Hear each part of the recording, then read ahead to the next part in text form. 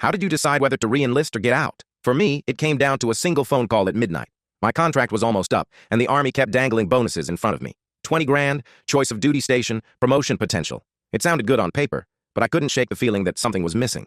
I called my dad. He's the kind of man who never says much. Vietnam vet, worked as a mechanic for 30 years. When I asked him what he thought, he didn't tell me what to do. He just asked one question. Son, what do you want your kids to remember you for? At the time, my daughter was 4. She knew me as the guy who showed up once every few months, then disappeared again. I thought about her birthday parties where I'd FaceTime in, the soccer games I missed, the mornings where she woke up asking if I'd be home that night. The Army had been my whole world, but her little world barely had me in it. That next week, I walked into my commander's office. He was already smiling, paperwork ready, like he knew I'd sign. I sat down, stared at the re-enlistment form, and thought about my daughter's drawing she'd mailed me. A stick figure family. Her, my wife, and me. Except I was off in the corner holding a rifle instead of her hand. I slid the paper back and said, "Sir, I'm getting out." He raised an eyebrow, surprised, maybe even disappointed.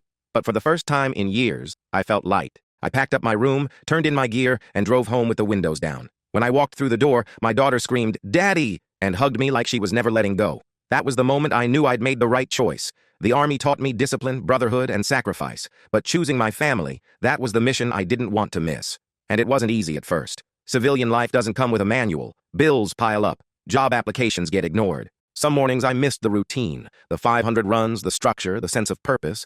But then my daughter would climb into my lap with syrup on her fingers and tell me she wanted me to walk her to school, and that was enough. I found work eventually, not as glamorous, not as steady, but it kept me home. Every bedtime story, every scraped knee I patched, felt like a victory I never got in uniform. Years later, my daughter stood in front of her class for career day and said, "My dad is my hero because he stayed." That one sentence made every doubt I ever had vanish. And now when I look back, I don't think about the promotion I passed up. I think about the birthdays I finally got to be there for.